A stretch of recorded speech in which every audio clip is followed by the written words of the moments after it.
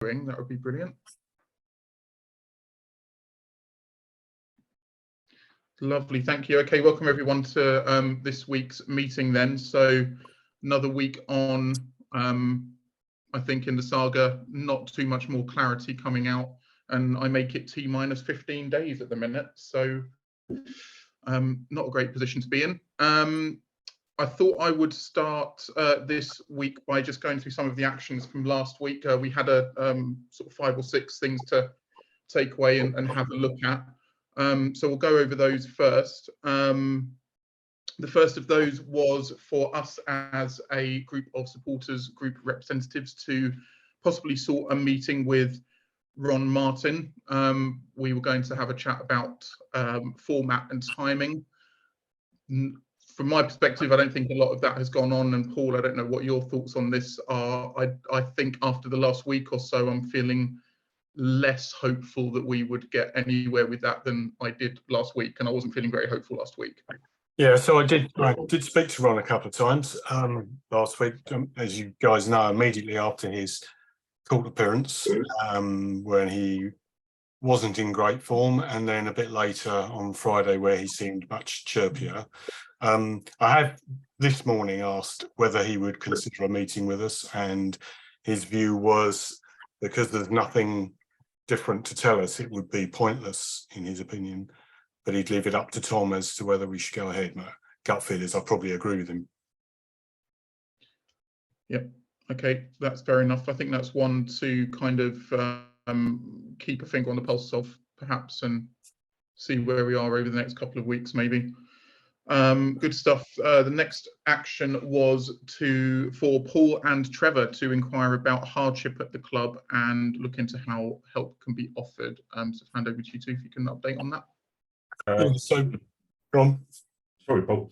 Paul did send an email to Tom offering their help with advising people with hardship, those that aren't being paid, etc. And to date, Paul, unless you've had anything in the last 10 minutes since I last looked, we've had 0 reply.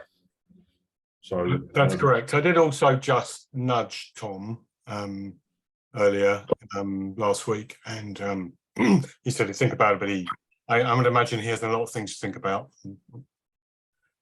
So we've no progress on that, but the offer is there. Yeah, and we will.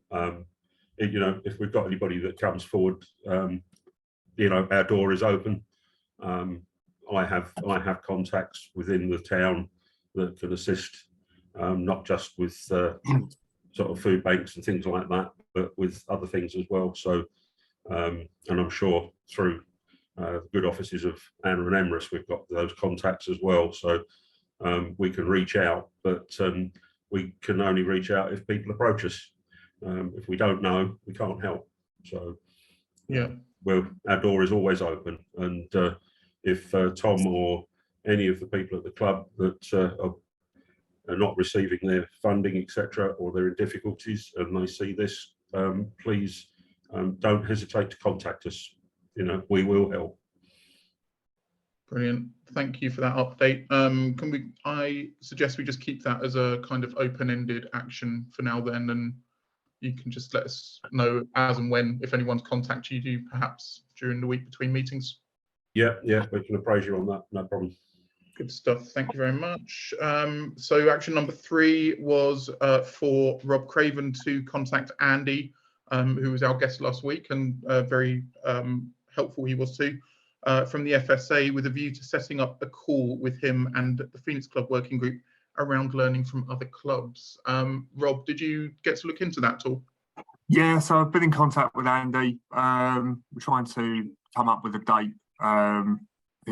He suggested next Monday, but obviously we may have another call next Monday. So I think we're looking potentially now at the following Wednesday. But yeah, been in contact with Andy, and he's looking to set up with one of his colleagues as well. So yeah, we're progressing that. Brilliant, thank you for that. That's another one then that I'll leave kind of open-ended, and maybe we'll update again next week if that's okay.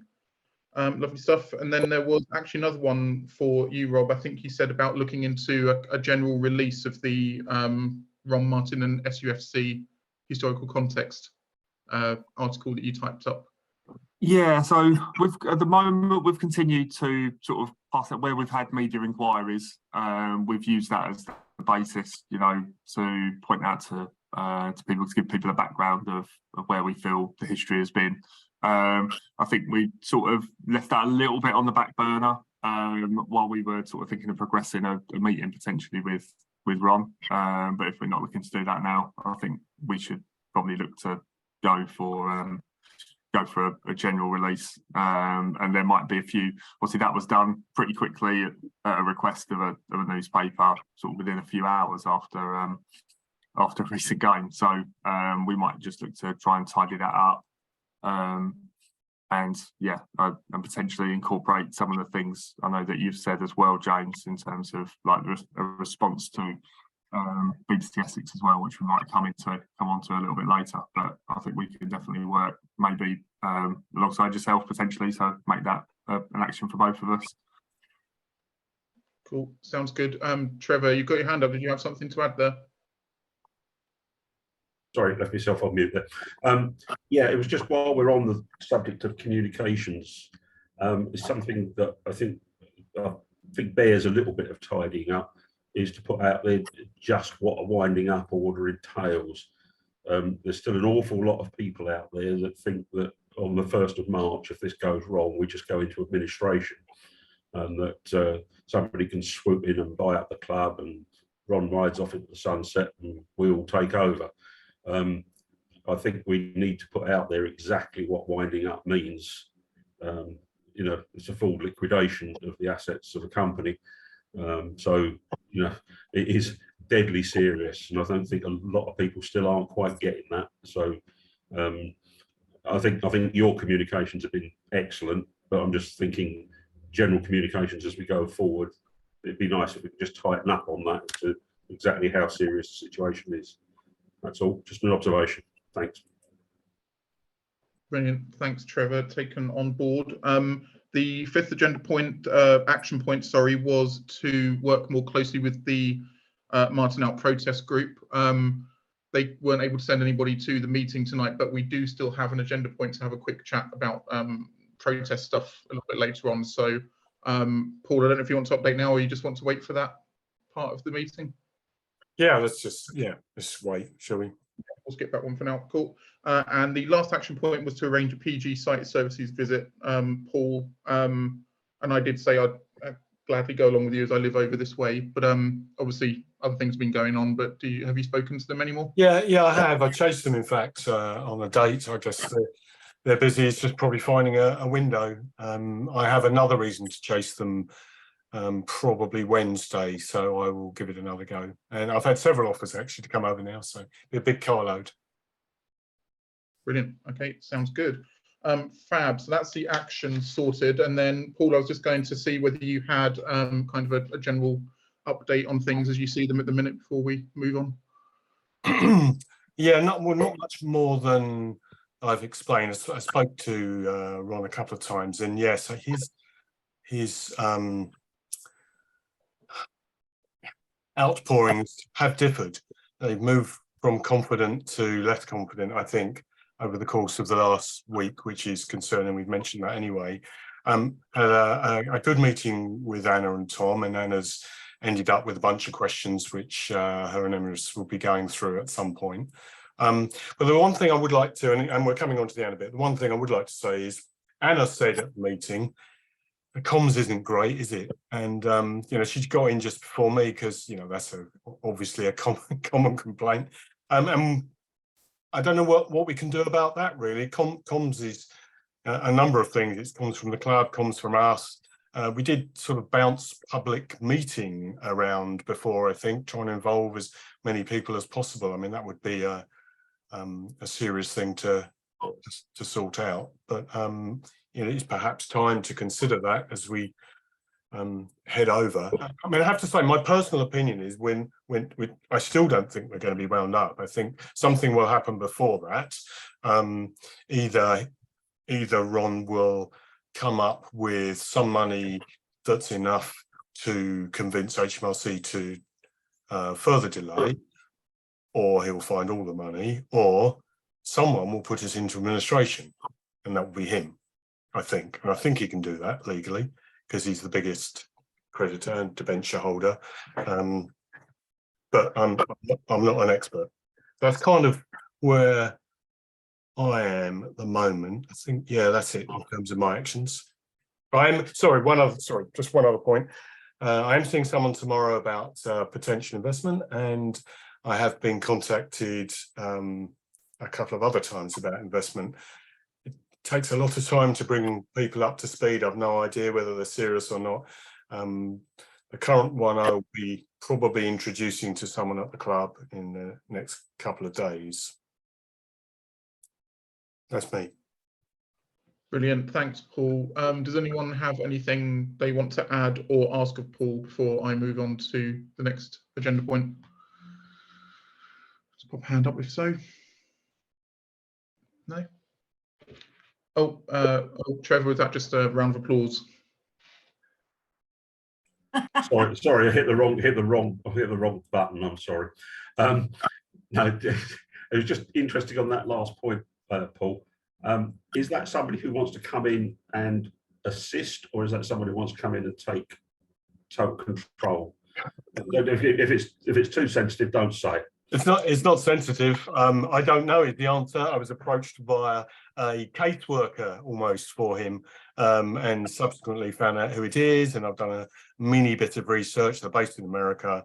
I'm really hoping they're a mate of Ryan Reynolds. You know, that's kind of the ideal scenario, but I suspect they won't be.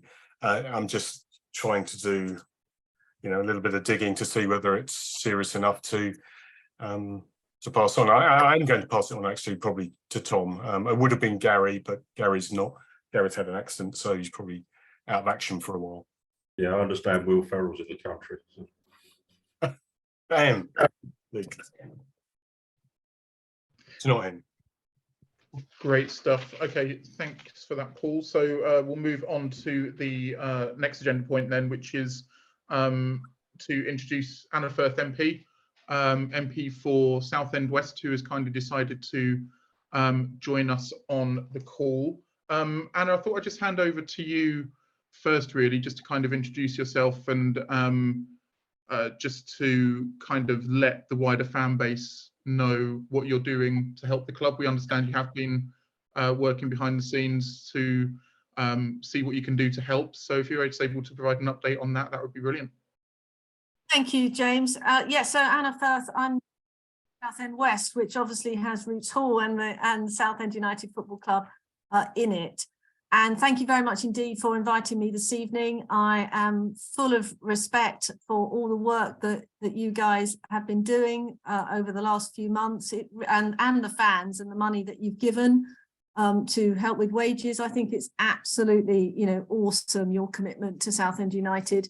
And, you know, I'm privileged, frankly, that you've allowed me on this call. I'm not a football expert. I was born in Leigh-on-Sea, South Essex girl. Was here until going up to university and then to London. But I do remember Southend United when I was young, and I do remember them getting into the second division and then even into the first division. So it was a bit of a shock when I came back and was elected to find, you know, they're in the national league, and, you know, I'd like to see them get back up where they belong, frankly. And it was even more of a shock to find out the situation that the club is in financially. So on to that then. So I think it was about last October, as I've explained, when Ron Martin, the chairman of the club, who isn't my constituent, but the club is, came to me and explained the problems that he was having, that he'd missed the August payment for the time to pay. And, you know, in this really quite difficult situation with HMRC. So having a legal background myself, I've been a barrister for over a decade, and I've been to the company's court representing people. So I know what the company's court is all about, and I know how important it is to make sure that you are compliant, little rules and regs that might not seem so significant in a business sense are very significant when it comes to court hearings. So I thought that it would be a good idea to organise regular meetings with HMRC in the run-up, knowing that there was that court hearing in January. So we had 3 meetings with me and Ron and Sir James Duddridge and the case holder from HMRC, in which we were, Ron was talking through where he was with his bridging and explaining the problems, and myself and Sir James were explaining to HMRC just how vitally important Southend United is to the community, to the new city. You know all the arguments, how it brings generations together. What a fantastic thing it is, all the work that goes on there at the ground with the youth and the citizens projects, etc., etc. There's so much to say on that. So I think that made a difference. And I also had a meeting with the Shrimpers Trust in November, so that you were aware of what I was trying to do behind the scenes there.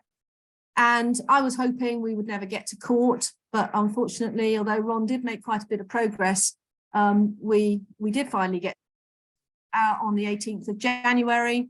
We had a meeting just before that, 4 days before that, and it occurred to me then that we probably needed to put some more evidence before the court to get more time for Ron Martin. And I got on to the new CEO of Southend City Council, and he wrote a very good letter over the weekend, which I think was helpful. And I do think having me there at the court to impress upon the barrister, to get across the message to the judge that this club is, we're not just talking about a football club here, we're talking about a whole massive community, a massive part of our new city, and it can't be allowed to fail. And she did say all those things, which apparently are not normal in the company's court, but I do believe that made a difference, and we've got these 42 days. But obviously, like all of you, I'm worried about where we are now. I am comforted by the soundings that I've had from Ron Martin that he's confident, that he's making progress in terms of getting the money together, but it's going to be close. So I think it could go one of 3 ways. He could come up with all the money, ideal scenario in the short term, and we get over the 1st of March. He could come up with over 50% of the money, and we're in a negotiating situation with, not with HMRC now, with the court. And will they, give him more time? Or he could not come up with the money at all, and that would obviously be the worst situation. And he's already indicated in his email to the BBC that he won't let the club be wound up, which I would interpret as meaning that he would prefer to go down the administration route, which would be, marginally better for the club. But I hope we're not in that situation.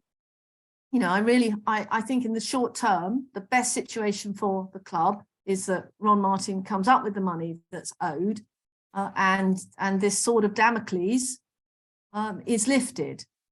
But I'm here because I enjoy going to the games as well. I can't make all of them. I try and make the home games, and I want the club to survive.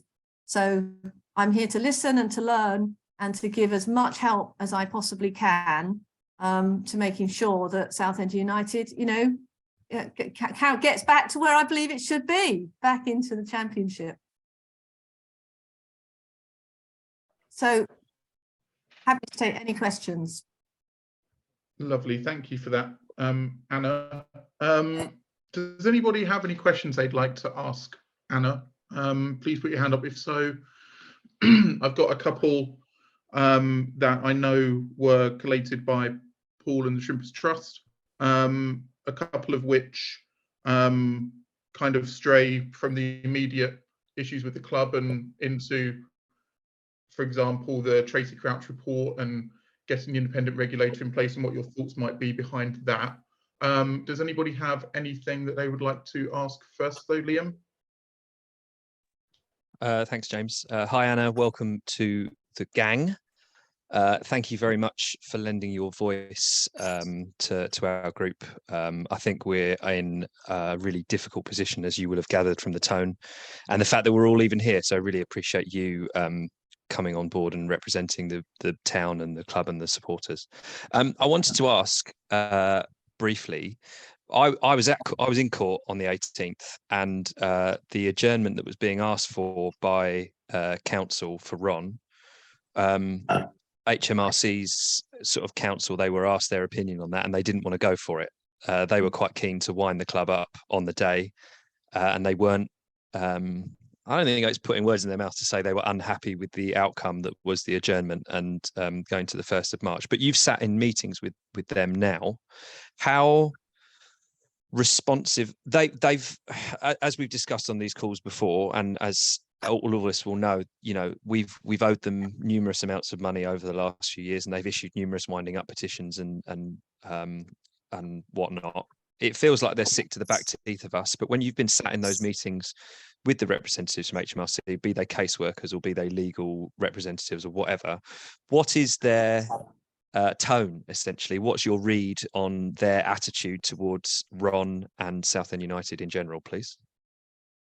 Very good question. So it's one caseworker that I have met each time. This is obviously, a big debt, and therefore it has, one person on it the whole time. And their attitude is polite, but not really giving an inch, frankly. Their attitude is that everyone who owes HMRC is equal, and that the rules shouldn't be bent for any more for any one person than any other person, and they view non-compliance even with little things. If one little document hasn't been filed on the right day, say it was a negative VAT return or something, so money isn't actually owed, but a document hasn't been filed, they view that, very poorly. They're all about compliance. They're all about, the letter of the law. And in that respect, it's quite frustrating. But I knew that, which is why I thought it was so important that I should be on those calls, because people can't help but develop a bit of a relationship. Whatever you thought of me before we came on the call, I hope you've got a better opinion of me having actually met me, and it'll be the same for me with you. So obviously I thought that there would be power in keep putting the points across about the importance of the club to the fans and to the town and the city and the community, because it does have an impact. And we did get to the position where HMRC, although they were opposing the adjournment, they weren't sort of too unpleasant about it. Let's put it like that. But they're not going to give any quarter.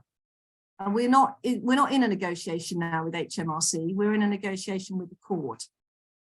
It's in the court's hands. Except, of course, if all the money was paid in full, then of course HMRC would be satisfied, wouldn't they? And there wouldn't be a need to go to the court on the 1st of March. So there probably is some room for negotiation, but I would say it's limited. Polite but firm. Okay. I don't know how to feel about that. Worried. I feel like I'm exactly as worried as I was before that answer. But from as you were in the room, at least I feel vindicated. You were there, Liam, and when the court started and the judge was giving his his judgments, I was slightly worried at the beginning as to whether he was going to give the full 42 days. I thought Ron might be given 3 weeks or something, but I wasn't sure he'd get the full 42 days. But it was helpful, as you were there, that there was the other creditor there as well, who was speaking and saying that they didn't want the football club to be wound up.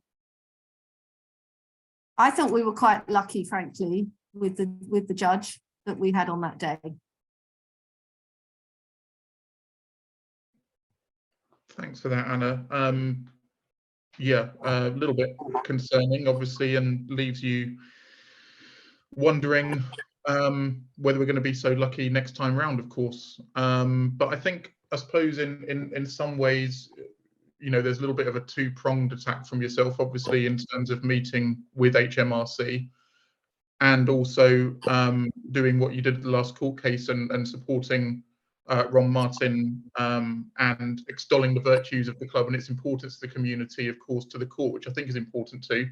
And you know, you can only hope that that little bit of extra legwork will buy us a little bit of time. I think, and I don't know how well versed you are on Ron Martin's kind of history with the football club, but let's just say that his track record with HMRC hasn't been great. And I've noticed that you were speaking in the House of Commons last week about a little bit of protection from government or a little bit of help for clubs who are struggling in the wake of the pandemic, of which, you know, which lots of clubs did, of course. Now, I've heard Ron Martin talking about the pandemic and about this being a legacy debt from the pandemic, and he mentioned it again in his statement to BBC Essex the other day.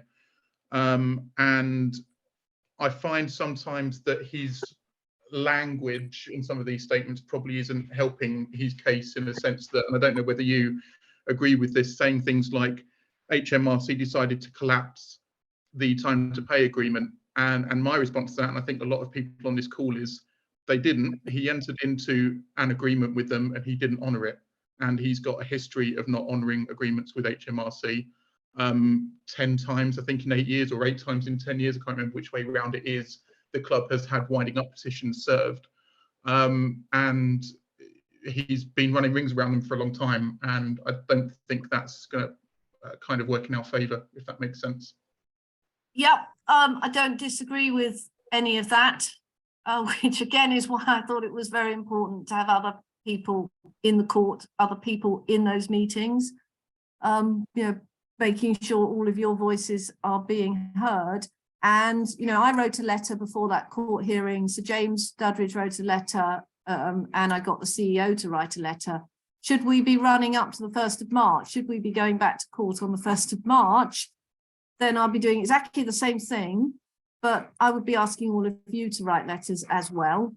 It will be quite an uphill struggle. But as I say, what I do believe that Ron Martin does want Southend United to succeed.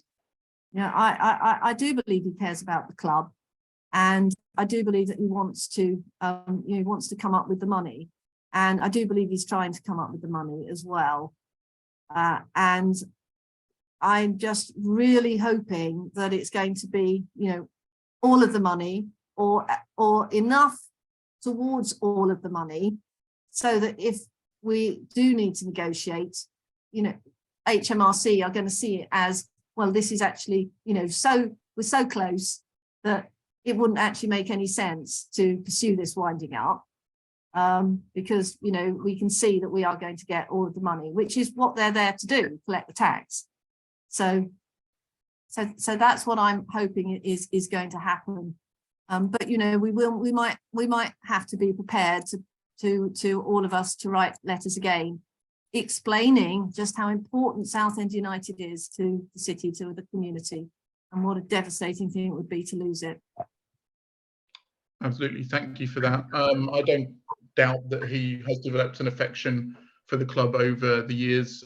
He's been here long enough to have done so. I don't think he cares for it enough, clearly, to have avoided getting it into the situation it's currently in. But that's opening up a whole other can of worms. Trevor, did you have a question to ask Anna? I was just going to say, actually, the thing that sort of confuses me slightly is that Ron's referred to this as the HMRC collapse in the TPA, you know, the time to pay agreement. I mean, this is quite common. When you make a time to pay agreement, it's the same as like paying your council tax to the local council. You know, you can pay it monthly, but if you miss a payment, the whole lot becomes payable. It's not, and trust me, the letter is on your doorstep within a few days. So it shouldn't really have come as a surprise that you missed a payment and the whole lot becomes payable. You know, that's my take on the situation. So it shouldn't really be a surprise to anybody. So anyway, just my comment. There does seem to be and Anna said just a few minutes ago that when speaking about HMRC, they view everybody the same. Doesn't matter who you are, how much you owe, everybody's treated in exactly the same way and on an equal footing. But, you know, I think there's a potentially, this is just me spitballing, but a little bit of kind of exceptionalism from Ron Martin, perhaps expecting to be treated differently. I don't know. But I think, James, if I can say so, I think one of the advantages that I have is because I am a new MP, I was able to go to HMRC without knowing, you know, all of the background and speak, you know, as a new MP who's just who has seen the benefits of this club, you know, to the city, and so it's actually an advantage in that, you know, I haven't been involved for years and years and years. And I can just say, you know, I can just talk from the fans and the community's point of view. But you're absolutely right in what you say there. No, agreed. I think you're right. I think you can kind of look at it in fresh eyes, and I think that brings a different and useful perspective too. Ken, did you have a question? Your hand's up. Yeah, I just wanted to well, first of all, echo the thoughts that thanks for Anna for coming on here tonight. We appreciate your interest. One thing I wanted to expand on is, although obviously it's key, the tax side of things, we are still further concerned that beyond that, there needs to be further availability of cash. Otherwise, say, you know, continually not paying players. And I think it's after a couple of months or so, they can actually walk. And, you know, I think this is echoes what happened just prior to Paul Sturrock's arrival, when virtually the whole of the team left the club because they weren't being paid. And it's not, it goes beyond the other suppliers and everybody else, that there's so much debt involved. It's not just a tax, it's beyond that. Yeah, I don't know whether you're fully aware of that, Anna, but please carry on. yeah. Well, my understanding is that when you've got an outstanding debt, as Mr. Martin has to the HMRC, that you're actually in a very difficult position, because if you pay the players, then HMRC will say, well, hang on a minute, if you've got the money to pay the players, you should be paying me. And I understand that legally it's actually very difficult once you're in that situation. Not that I'm saying in any way that it's a good thing. I think it's terrible that the players and the support staff haven't been paid. And I think that you've done amazing things in raising the money to keep some of those payments going. Yeah, no, I was just saying it's not just the tax, it's beyond that. You know, there's additional funds needed. Yeah, I'm not privy to you know, to Mr. Martin's finances in that broader sense. My understanding is that if the deal goes ahead with Fossett's Farm, that the ultimate position should club is then, you know, freestanding and debt free, and with a new ground and able to, you know, wash its own face and hopefully more.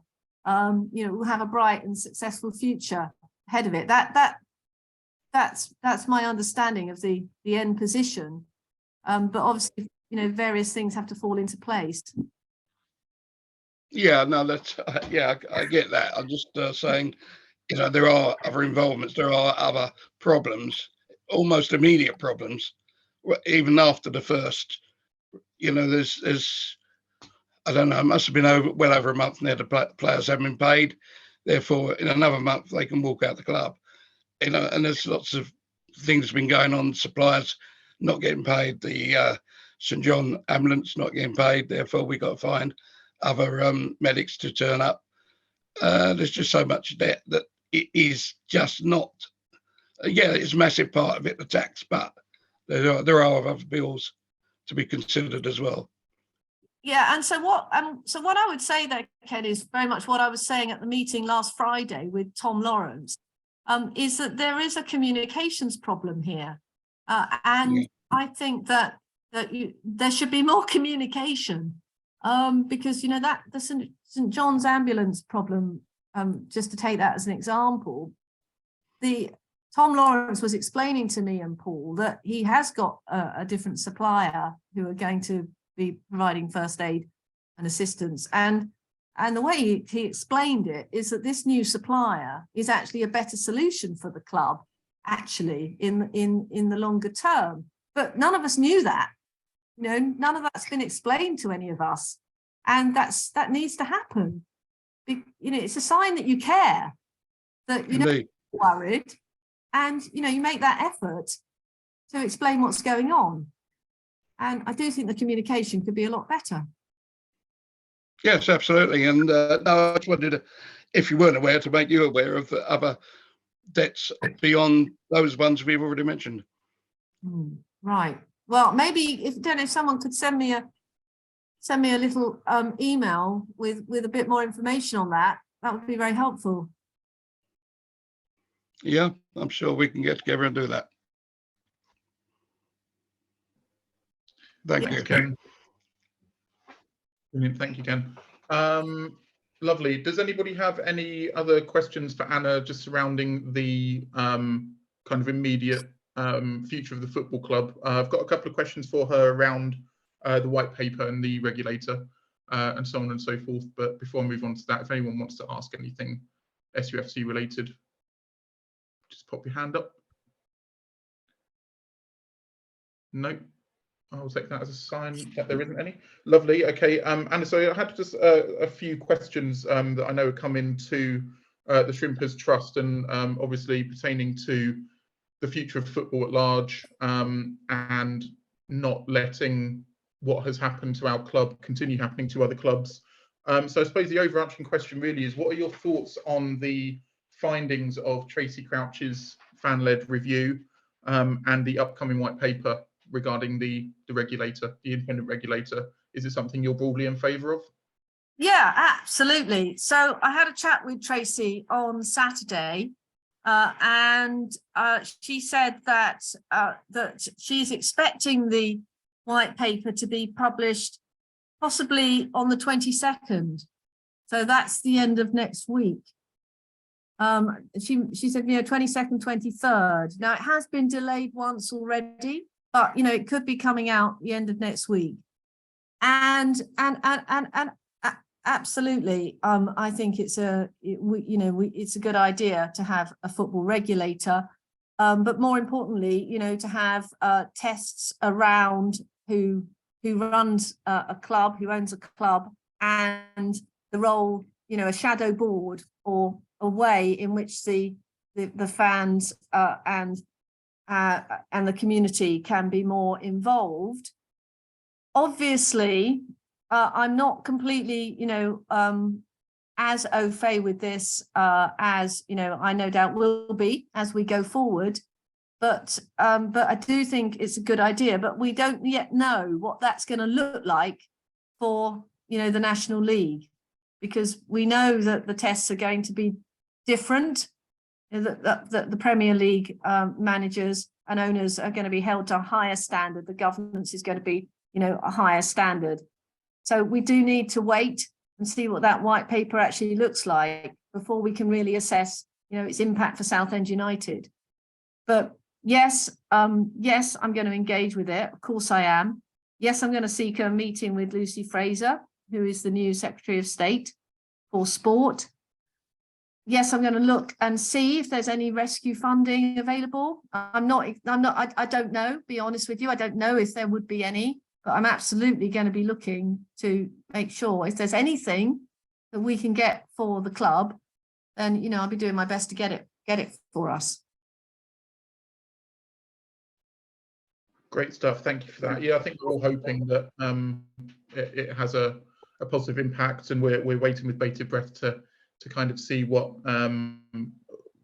is proposed in the paper. Certainly, I suppose the next question really that I've got here is obviously we don't know exactly what the white paper is going to propose, but I suppose how far would you take some of the proposals surrounding owner and directors tests for prospective new owners of football clubs? Someone has asked whether you would support an amendment to that owners and directors tests to reflect a broader range of corporate insolvency and financial management issues, such as previous history of winding up petitions, and whether you'd support an ongoing spot check style owners and directors tests, which would involve the mandatory sale of clubs if owners fail that test. Sorry, I can't read my own writing. Now, I know you obviously have a legal background, and I don't know whether sort of legality of that would come into play, and what your knowledge of that is, but is that something that you would support? Well, I'm in principle, absolutely, but I can't, you know, absolutely, you know, commit myself on that without looking at what actually comes out in that white paper. You know, I mean, I absolutely support the principle of what we want is for lower level clubs to have safety and viability. And, you know, ownership of the club is obviously a big part of that, as is giving the fans and the community a say. And if that can be done in that way, then great. I do also think, though, that in an ideal world, there would be fairer parachute payments, you know, down to the National League. And I think that would help as well. And, you know, there was talk in the fan-led review of some sort of transfer levy that, you know, when the Premier League buys and sells players for, you know, hundreds of, you know, tens of millions of pounds, that a little portion should be hived off and come down to the lower leagues. I think that would be, you know, I think that would make sense as well, because they'd hardly miss it, but it would make a big difference to us. Absolutely. I mean, when you look at some of the transfer fees that were paid out by the Premier League in January, I think Chelsea paid something obscene like £105 million for their new players. 5% of that would have represented the bridging finance that Ron Martin is trying to get in place for the club. So when you look at it from that perspective, and like you said earlier, you know, it's important to protect football clubs as pillars of the local community, part of the fabric of the local community. And if we're going to do that, if we're going to go down that route of protecting them in that sense going forward, then I think a lot of us feel they need to be protected from owners who perhaps haven't got their best interests at heart, if that can be borne out in the process beforehand, and who might be using them as a vehicle for other means. Absolutely. I mean, that was the example that I was thinking of. I mean, these are obscene sums of money, and as you say, just a few percentage points would make such a difference to grassroots football. It's not just about the community, well, I think that is, you know, incredibly important. It's about the pipeline as well. You know, where are our Premier League players and our national players going to come from? If we don't support the grassroots, we're going to have a much narrower pipeline. Yeah, absolutely. Another question, I think this is actually the last one I had, that's kind of, and I think it'll probably be a similar answer, because I think we kind of need to see what's in the white paper first. But someone's asked whether you would support legislation that prevents the sale or transfer of assets such as the stadium or the training ground outside of the club to the majority shareholder without the consent from a majority of, let's say, season ticket holders. Yeah, I mean, that's sort of, you know, an easy one, isn't it? Because that's what happened, wasn't it? Was it Wigan, the was it Wrexham?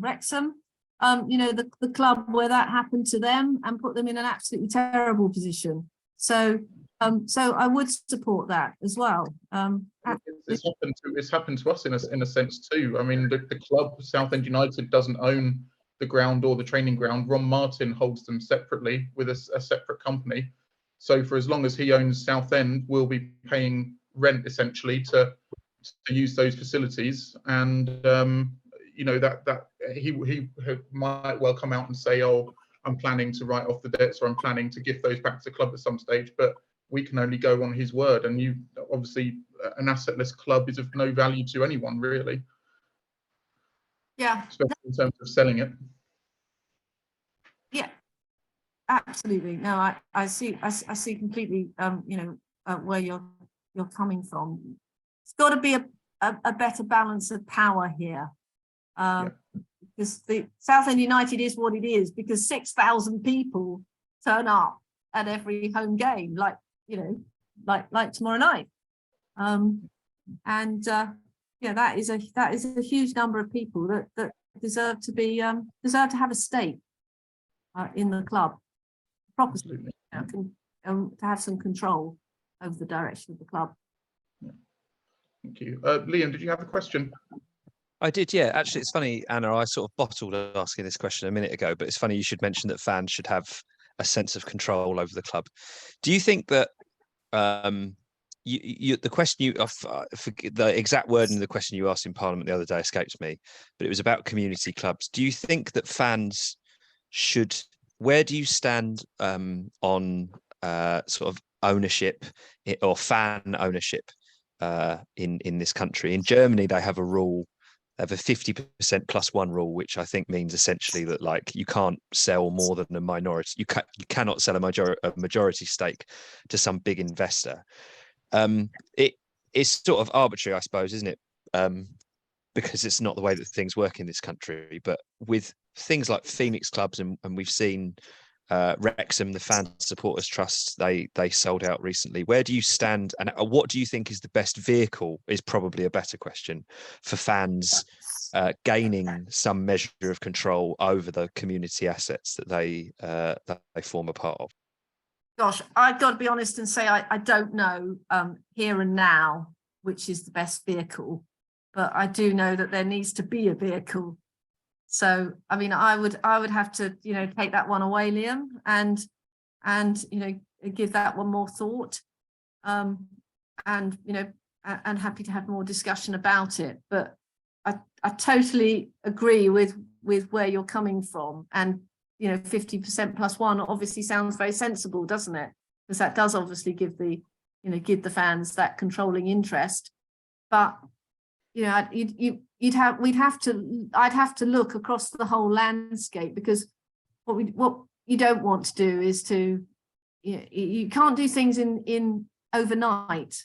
And when something is working overall, you've got to do things in a slow and controlled way, otherwise you get terrible unintended consequences. But it's very interesting what you said about Germany, and very happy to have a think about that and come back to you.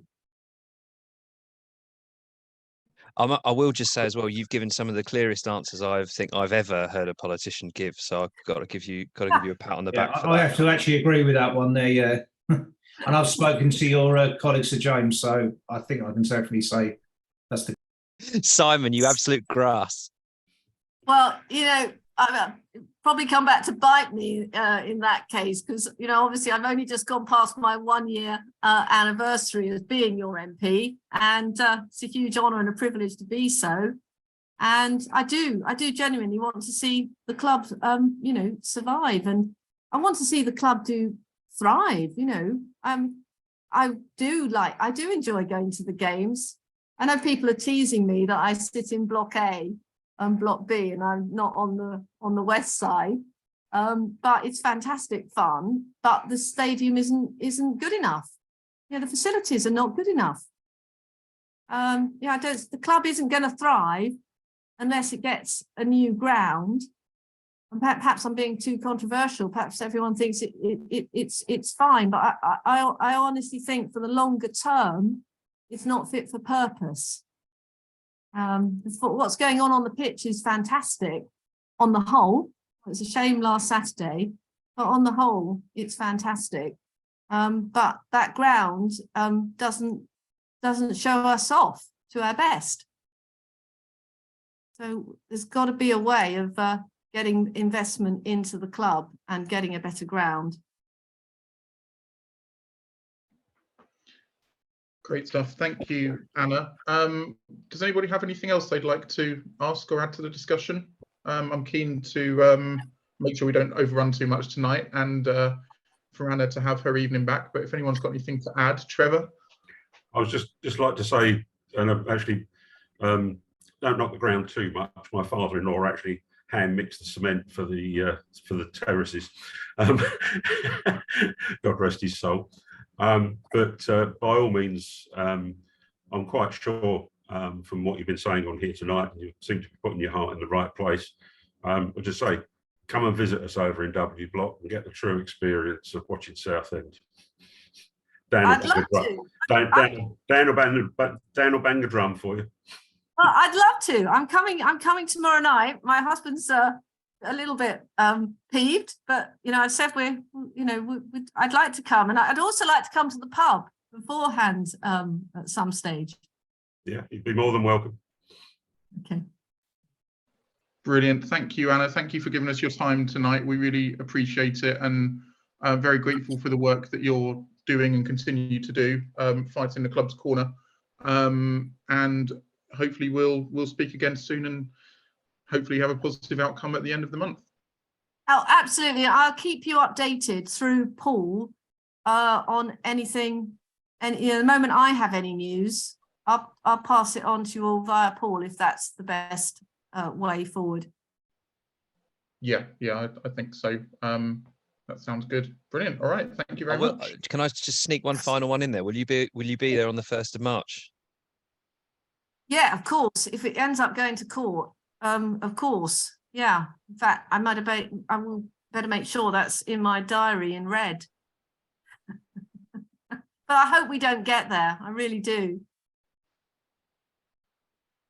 Will you be there, Liam? Let's hope it's not in red. Yeah, I'm going. If it gets there, I'm going. Jay and I are going to have a piss up on the train. We're going to treat it like a proper away day. Excellent. Excellent. I love it. I think we should all go. If it goes to the 1st of March, I honestly think we should all go. Yeah, Southend Ultras on tour.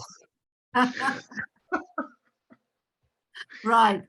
Okay. See you tomorrow. Take care, everyone. Bye-bye. Bye-bye. Bye, Anna. Great stuff. Okay, guys, moving swiftly on then. The next agenda point was any discussion / collective response to Ron Martin's email to Glenn Speller earlier in the week. I've said my piece on this in a couple of different spots, and I don't know how anyone else feels, but I read that and felt even more concerned, I think, than I had before. For a couple of reasons. I think one of the main ones being that he doesn't even seem sure that we're going to be on site in the summer, which I think brings into question all sorts of things, such as if we're not, how long will the bridging finance, if he gets it, last? When will it last until we are on site, whenever that ends up happening? So yeah, just kind of open the floor for anything anyone wants to add, whether we should I don't know, do a collective response to it at all. Paul? I think personally we should. We've not discussed this at the trust particularly, but I've seen your response and your comments. I 100% agree, and I think it's worthy. Personally, I think it's worthy of a detailed response, public response to it.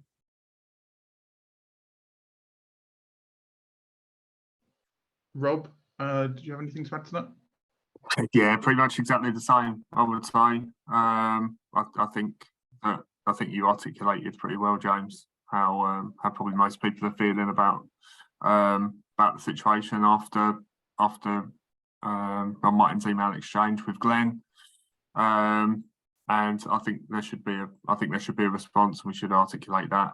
And your response really should probably form the basis of that. I'm not sure there's too much more to add, but I'm sure there might be a few little bits that people could add in. But I think it would be really good to make that public to a wider audience. Yeah, I'm happy, and maybe we can have a chat about that, Rob, if everyone's in agreement that we should kind of put something out there. I think one of the things for me as well is, and I suppose this in a way this goes back to, because I've seen a lot of the chat happening around St John's Ambulance and the successor provider, and thinking to myself, if that is the case, why is that not being communicated? I don't think it would be taken as badly as they seem to think people will take it, if they feel there is a better provider out there, leaving aside, of course, the debt issue. I've seen some people suggesting that any kind of ongoing negotiations with the council might be around Section 106 agreements and things like that. And again, if that is the case, why is he not saying that? I think that would put a few minds at rest. I don't think there's anything particularly controversial. You have people moaning and saying, well, why is it taking so long? Of course, but putting that out there rather than saying with a fair wind we'll be on site in the summer, which again makes people panic. You're going back to the communication issue again, and how appalling it is, I think, really. I don't know who put their hand up first. I think it might have been Trevor. Yeah, thank you, James. No, it's, to be honest with you, there's a question I'll ask Glenn to come back in on this, actually, as to how he felt that the conversations went with Ron prior to the email, and what he thought of the email. Was that fair representation of how he felt that Ron came across during those conversations? The other side to that is that the actual text of the email, we all know that Ron is not the best communicator in the world anyway, the famous bullet points and everything else that comes out. The text of that email, and when Glenn read it out on Saturday night, actually rang more alarm bells for me than a lot of that, than it quelled, to be perfectly honest with you. You know, the tone of the conversation changed, and you know, we've just watched Anna perform here admirably, but as a former politician myself, you learn to read what's between the lines in a lot of these things, and some of that alarmed me slightly. Well, I say slightly, alarmed me quite a bit, actually. And I think we need to clarify exactly where he sees this going, because I think there's a longer term goal here behind all of this anyway. And I don't see, with those conversations, you know, with a fair wind and everything else, where he sees it going from there. That does concern me, and I think we need to be quite clear about that. And I've seen the piece that was written this afternoon, which quite dissembled his email text very well, I thought. Just about summed up exactly everything that I felt about it.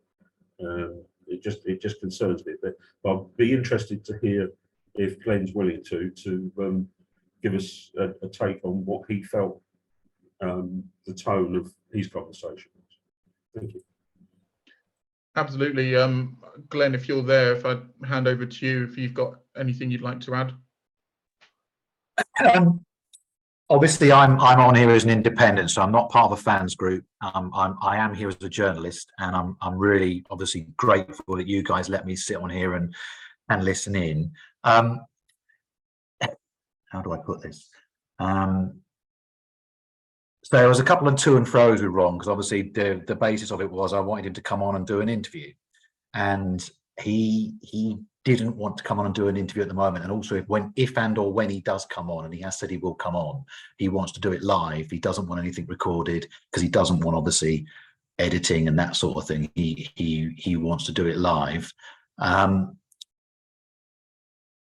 don't think I know obviously you guys are obviously worried about the terminology, and as you says, his communications can come across as not the best on occasion. But I think for the first time it's quite stark in that he's saying it's going to be close.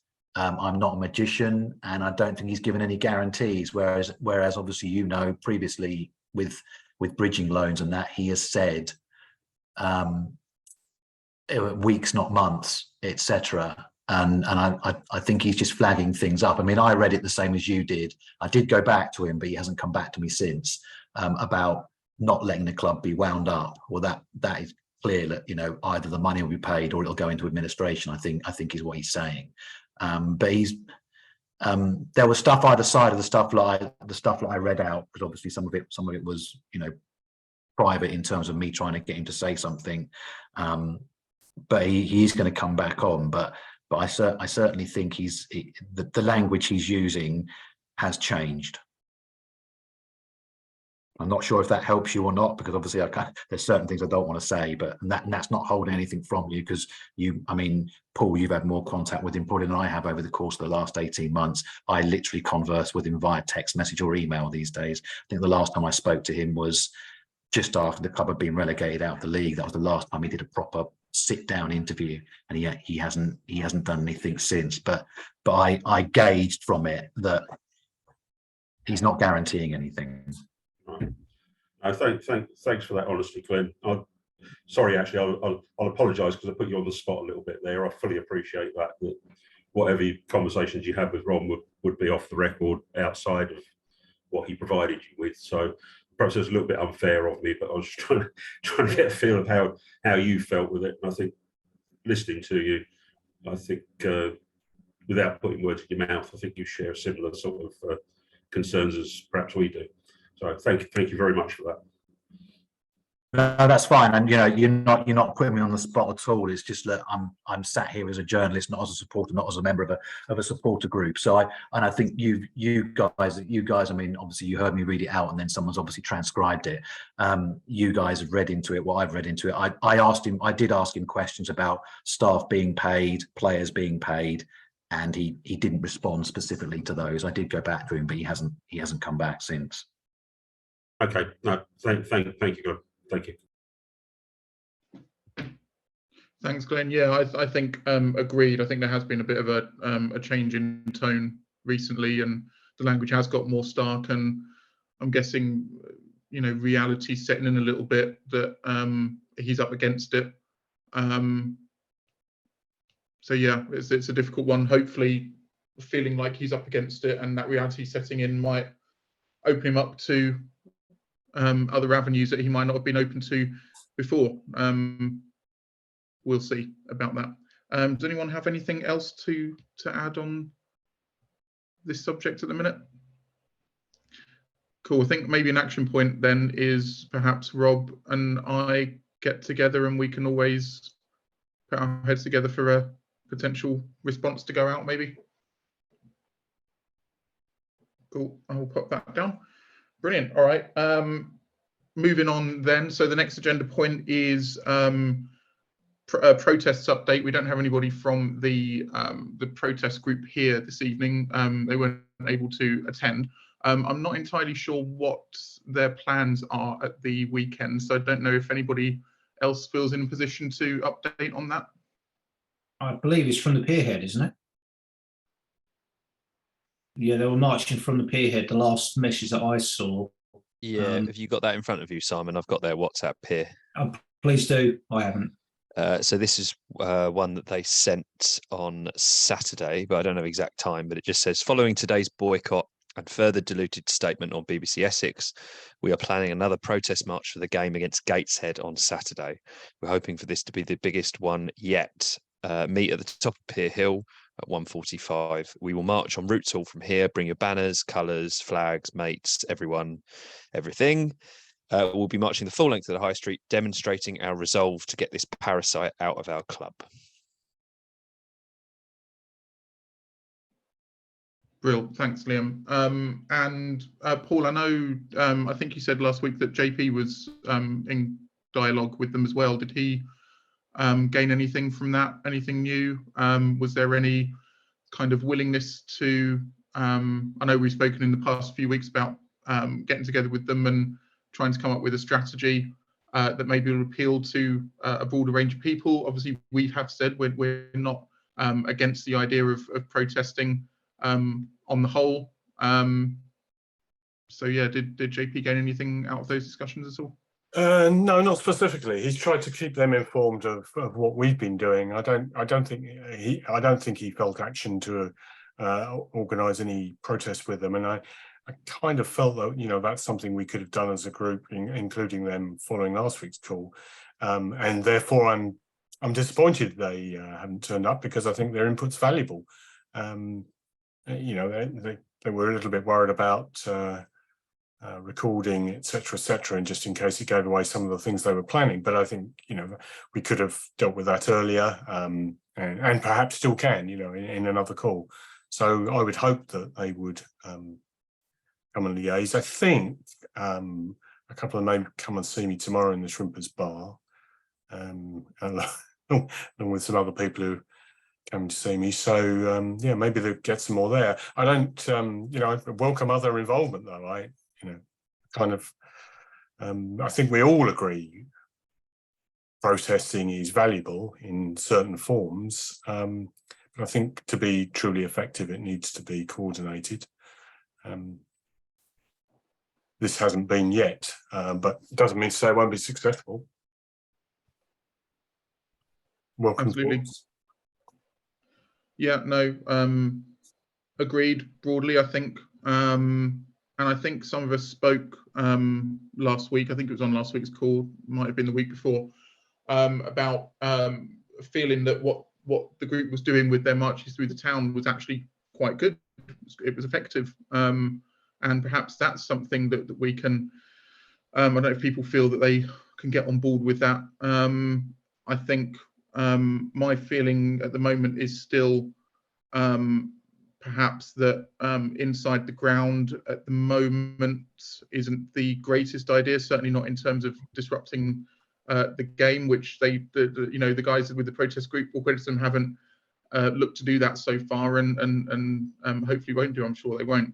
But the marches down the high street, and certainly if you're going from the pierhead too, I think that has potential to be a great visual. So I don't know whether that element of it is something that people feel we could potentially join in with. Don't know if anyone has any thoughts on that. Trevor? Yeah, before you came on to that, actually, I was coming back. I agree, we want to be closer linked. And if they've got concerns that they don't want to share anything outside in public about future protests or what they've got planned, there's no reason why I would suggest to the rest of you why we can't do the same in camera, if you like, in the private bit of a meeting before we do the recording, just to make it clear that you know, we're not going to go blabbing stuff about if they don't want it to go out. But it would help, I think, a lot if we had some sort of heads up as to what was planned, if they're going to plan something else. But personally, I mean, I've got no problem if you want to support marches and everything else. That's, you know, everybody to their own. If that's what you want to do, I think it's been very effective. I did see something on one of the social media earlier. Liam just put out the text of what they put out earlier today, and something along that lines was asking Gateshead fans to get involved as well, which is you know, more than welcome to join us, I'm sure. And I think the actual how can I put it, the actual PR of that, starting from the pier head, but what I'd like to say is that you know, if you've got a photograph of the Southend supporters marching for the pier head with the pier in the background, that's going to be quite a strong metric. So it's anyway, yeah, that's my bit anyway. Thank you. It does say top of Pier Hill, Trev. It doesn't say the pier head, because that is going to add another serious like hour and a quarter to their journey, I think. The pier's like 1.5 miles long, isn't it? So yeah, no. Mile and a third, James. Come on, that's basic. That's basic. Mile and a third, James. Come on. No, Oh, No, mate. you did say Pier Hill, and I did get that there is a difference between the Pier Head and Pier Hill. Good stuff. Does anyone have anything to add on that? I think my thinking is that I'm fully anticipating the forthcoming week to bear no real news or updates. So being a week closer to D-Day potentially next week, is it something we want to discuss a little bit more seriously, perhaps, even if off camera before the meeting, about sort of bandy some ideas around about what we can do that might appeal to more people? Paul, you've got your hand up, sorry. Yeah, I'm pretty much going to say that point, but also I think it's a specific action to get together with the process group if that's what they want to happen. You know, and that doesn't have to be me or anyone specific. I just, you know, it would be good if some of us could do that, I think. So maybe you could take that as an action, James, in terms of how we deal with that. Greg, one of their guys, mailed me earlier to explain his reasons for not coming tonight. So, you know, maybe we start with Greg. Sounds good. Liam? It's probably worth saying that we're running out of home games at this point before the 1st of March. The game against Gateshead is the last home fixture before. Anna alluded to the fact that it might not go to court, but that would suggest that Ron's come up with the money, so I won't hold my breath. So the Gateshead game on Saturday is the final home fixture before the 1st of March. So I think that we can do. Unfortunately, I'm at the in-laws, so this is very easy for me to say, but I think we're all just going to have to turn up, not me, but we're all just going to have to turn up and walk with them rather than say, oh, we're going to liaise with them, we're going to talk to them. I think you just got to pull up your pants and get on with it. Not, you know, I'm absolutely the worst person to advocate for this because I'll be my missus's mum's birthday. What do other people feel about that? I think that's a valid point, and it's one that completely slipped my mind. Gateshead could well be the last home game. Could be the last home game ever. Yeah. Simon?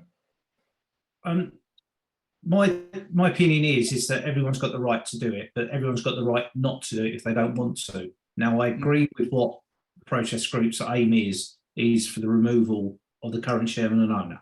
No question about it. We keep going on about it. We say, yeah, everyone is. And if people want to march, no problem at all. But you've got to recognise as well, if you don't march, that doesn't mean you support Ron Martin.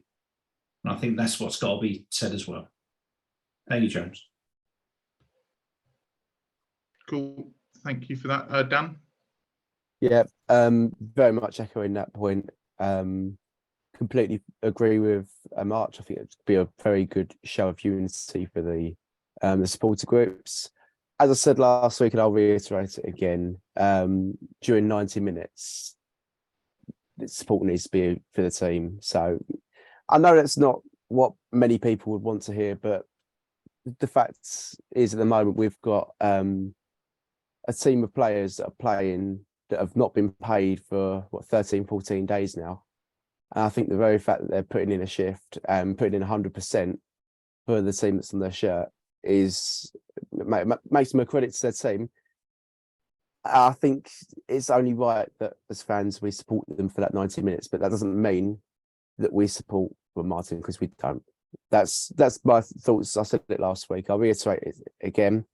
The march, absolutely agree. I think we should be supporting that where we can, of course.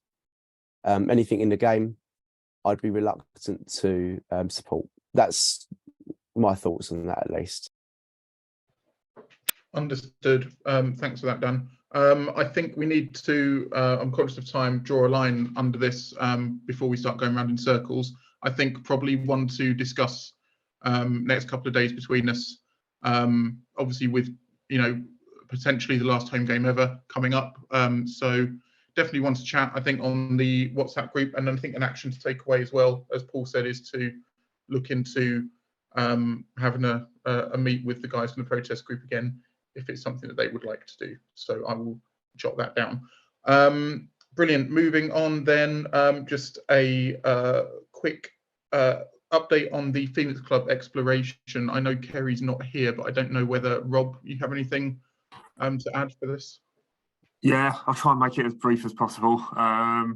And just to reiterate for anyone that's watching for the first time or hasn't looked at our statements previously, this is worst case scenario planning.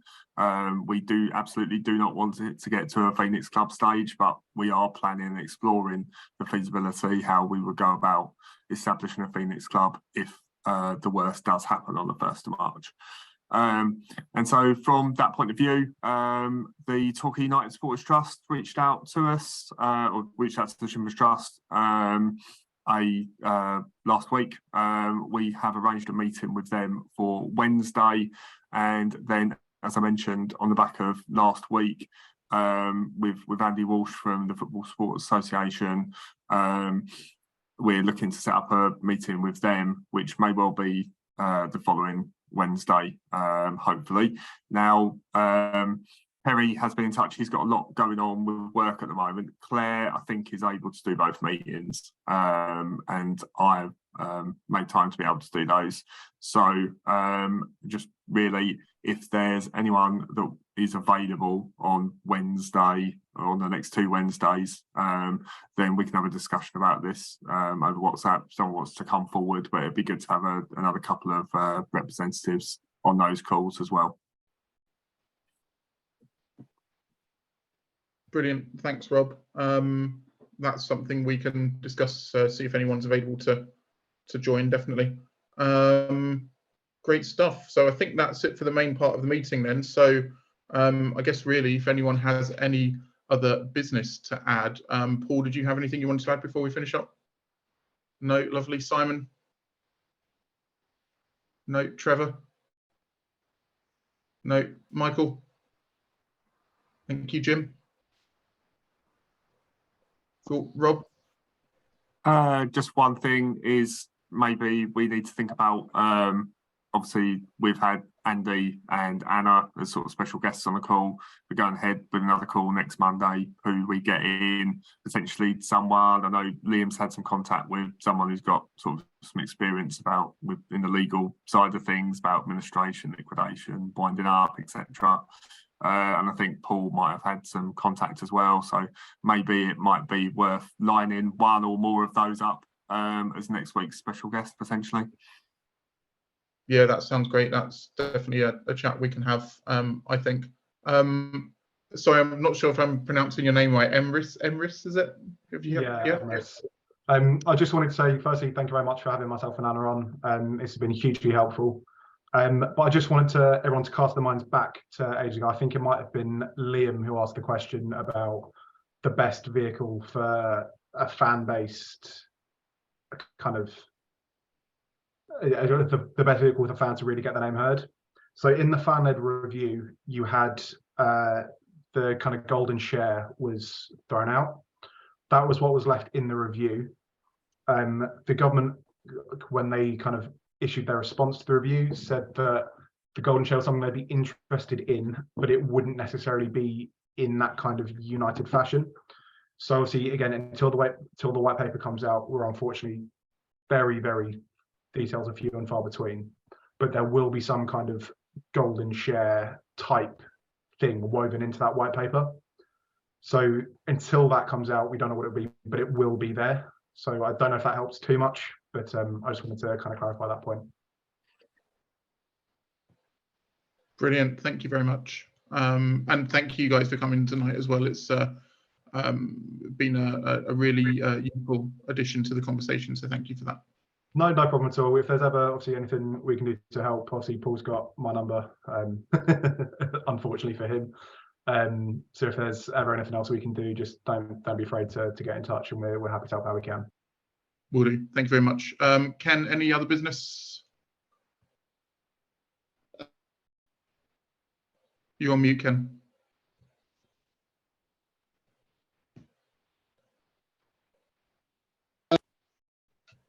Hello. Right.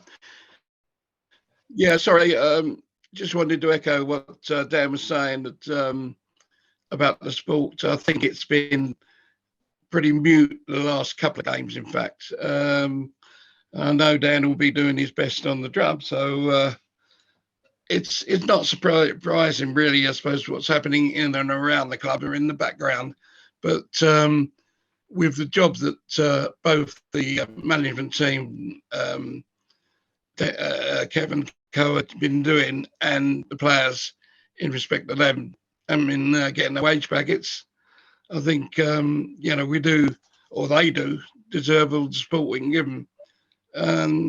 All we can do is do that vocally at the moment. So let's hope we can do that tomorrow night and beyond. Yep, that's heard, Ken. Thank you very much. John, any other business? I can't see you, so nope. Brilliant, cool. Dan, any other business? Nothing from me. Cool, thank you, Liam. Good stuff. All right, thanks everyone. So just a few actions then to take away. Myself and Rob will chat about getting a statement out after the email that Ron sent to BBC Essex, and also a chat between me and Rob about the historical context document. Rob will talk about that as well.